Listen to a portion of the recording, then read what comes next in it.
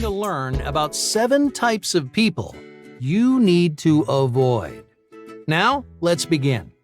Number 1. The chronic gossip. Everyone has a gossip lurking somewhere in their lives, thinking about that friend who can't stop stirring up conflict, or the coworker who's constantly talking about other people's personal lives. A gossip is someone who deliberately tears you down, but only behind your back. They'll never say anything bad to your face. They'll smile and pretend they're your best friend, and then talk trash about you moments after you leave the room. But what's in it for them? Well, for starters, they think it's entertaining. Gossips usually don't realize how much they're hurting other people. But even if they do, they probably don't care. Gossip is also a big ego booster. Criticizing other people gives them power, and it gets people's attention, which makes them feel special too. Spending time with a gossip is a great way to get hurt. So do yourself a huge favor and steer clear. Number 2. The emotional underminer. This might be the most irritating personality type on this list. For anyone who's dealt with one firsthand, well, I'm sure you know exactly why. Imagine you just got home from a horrible day at work. That morning, your coworker messed up on a big project. But instead of fessing up to your boss, your coworker sat back and let you take the heat. Because of them, you spent the entire afternoon getting yelled at. You thought you might even get fired, even though you had nothing to do with it. Obviously, this is an incredibly frustrating situation. When you get home, you're still feeling angry and helpless, so you call your partner to let off some steam. Think about what you expect from that phone call. You're looking for a little support, right? You're hoping they'll listen and make you feel heard. But halfway through your story, your partner cuts you off and says, "Oh, come on, you're just being dramatic." Emotional underminers do this kind of thing all the time. They constantly brush you off and invalidate your feelings. It doesn't matter how sad or frustrated you are, they act like your problems just don't matter. Now, I know it doesn't sound that bad, but trust me, it's a major issue in the long run. Because your partner isn't just being negligent, they're making you feel guilty for expressing yourself. Words like dramatic, crazy, and oversensitive trivialize your emotions, and it makes you feel foolish for having them. These bad habits may be subtle, but they're still extremely toxic, because in their mind, your feelings just don't carry any weight. Emotional underminers don't respect you or take you seriously.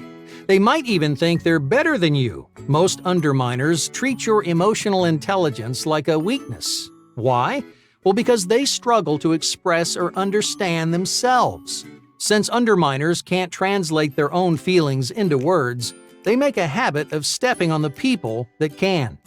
So don't spend another minute getting stepped on. Whether it's your friend or your partner, get rid of the underminers in your life.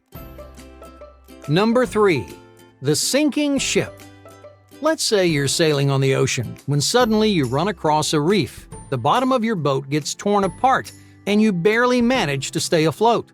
Most people would try to fix their boat, right? But instead, you turn around and go through that reef a second time. And then when that doesn't sink you, you do it again. That's essentially how this personality type lives. They act out the same destructive cycles and fall for the same traps, no matter how much it ruins their life. As a friend or partner, this is incredibly stressful to watch. You know exactly what they're doing wrong. Maybe you've told them a dozen times to stop, but it never works. The truth is, there's only so much you can do. If they don't want to change, it's not worth sinking alongside them.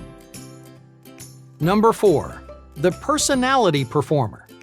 These people wear their personality like a mask. On the outside, performers seem polished and controlled. They might dazzle you with their charisma, flourish under the spotlight, or win the respect of everyone they meet. But none of it's for real. It's all a performance. Performers embody the phrase, "Fake it until you make it." To get what they want, they interact with the world using complicated fake personalities.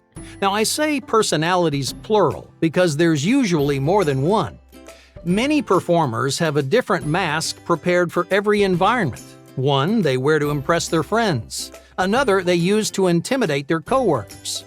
You see, each mask is tailor-made for a specific kind of reaction, to grab people's attention, to feel more powerful, or just to blend into the crowd. Performers have no real problem treating their personality like a tool. If they need to become a completely different person, well, they'll do it without a second thought. But the biggest problem with this personality type isn't their flexibility, it's their complete lack of honesty with others and themselves. Performers spend so much time manicuring their fake personalities that they rarely get in touch with their real emotions. So most of them are extremely immature. If you manage to get a glimpse behind the curtain, you'll find someone who's selfish, childish, and almost always unhappy. So what went wrong? Performers don't pay nearly enough attention to their interior selves. They're out of touch with their genuine wants, needs, and goals. It takes a lot of time to develop enough confidence to share your interior self with the world. But performers never do. Instead, they're scared of letting down their walls. To a performer, nothing is more terrifying than being vulnerable. Some people become performers because they're worried about getting hurt. They use their fake personality like a shield to protect them from danger. Others perform because they're deeply unsatisfied with their real personalities. Each mask is an opportunity to be someone else, someone they actually like. If it wasn't obvious enough already, trust is something you'll never have with a performer.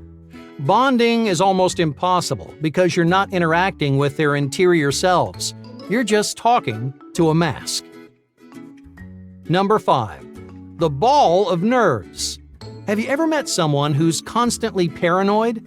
I mean, no matter what they're doing, they always think someone's out to get them. If they fail a test, it's because their teacher hates them. If they get fired from their job, they insist that their coworkers were conspiring against them. These people don't think anything is their fault. Instead, they'll find 1,000 reasons why it's somebody else's. To make matters worse, this personality type is really judgmental. They're not fun people to be around, because in their eyes, you can never do anything right.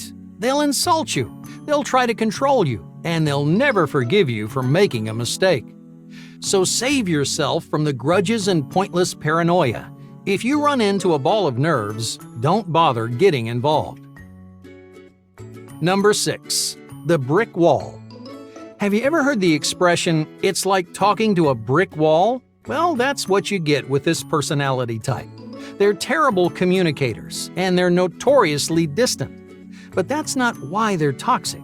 You might have friends who are reserved and aloof, but they may find other ways to communicate and strengthen your friendship.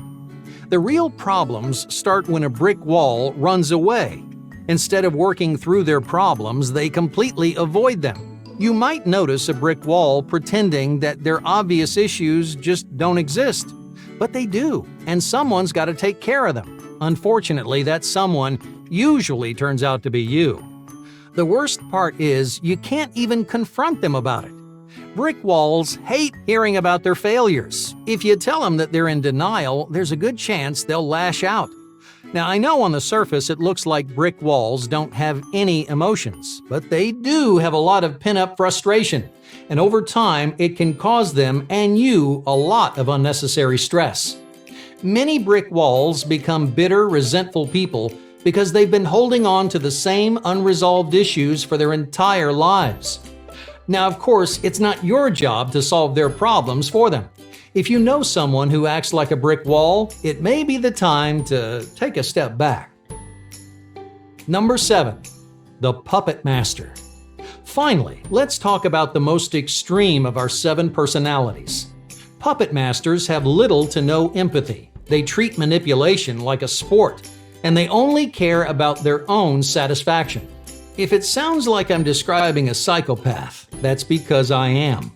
Many puppet masters fit well with clinical definitions of psychopathy. They're usually narcissistic and tend to be uncomfortably aggressive. Most importantly, they've got this unique combination of high self-worth and a fragile ego.